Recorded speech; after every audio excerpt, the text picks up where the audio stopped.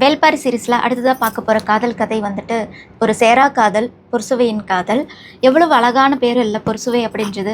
ஆனால் அவள் அனுபவித்த அத்தனை காதல் சுகங்களும் ஒரு ஏக்கமாக மாறிப்போன வாழ்க்கை தான் பொற்சுவையுடைய வாழ்க்கை. மாபெரும் வணிகனின் மகளாக பிறந்து புகழ்பெற்ற கபிலரின் மாணவியாக திகழ்ந்து அறிவும் ஆற்றலும் பெற்ற பொற்சுவை பாண்டிய நாட்டு மருமகளாக தேர்ந்தெடுக்கப்பட்டதால் அவளுடைய காதலை பிரிய வேண்டிய ஒரு நிலைமை வருது. அவளுடைய காதல் சேரா காதலாக மாறிப்போகுது.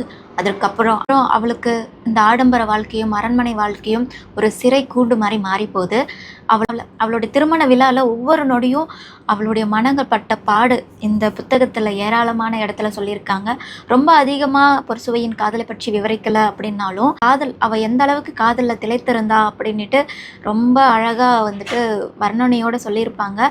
அதை படிக்கும்போது எனக்கே புதுசாக இருந்துச்சு. நீர் விளையாட்டு அப்படின்ட்டு அதை எக்ஸ்பிளைன் பண்ண முடியாது.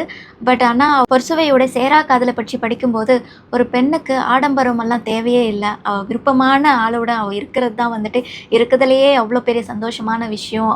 அது கிடைக்கலைன்னா அந்த பெண்ணுக்கு இந்த அரண்மனை வாழ்க்கையும் ஆடம்பர வாழ்க்கையும் ஒரு சிறைக்கூடு தான் அப்படின்றத வந்துட்டு பொற்சுவையுடைய காதல் மூலியமாக இந்த புத்தகத்தில் எழுத்தாளர் ரொம்ப அழகாக எழுதியிருப்பாங்க. புத்தகத்தில் ஏராளமான காதல் கதைகள் எல்லாம் வந்திருக்கு. ஆனால் பொற்சுவையுடைய காதல் மட்டும்தான் வந்துட்டு ரொம்ப ஏக்கத்தை எனக்கு கொடுத்துட்டு போன ஒரு காதல் கதை அப்படின்னு சொல்லலாம். ஒரு பெண்ணுக்கு என்ன தேவை? அரண்மனை வாழ்க்கையா, ஆடம்பர வாழ்க்கையா? அதெல்லாம் இல்லைல்ல.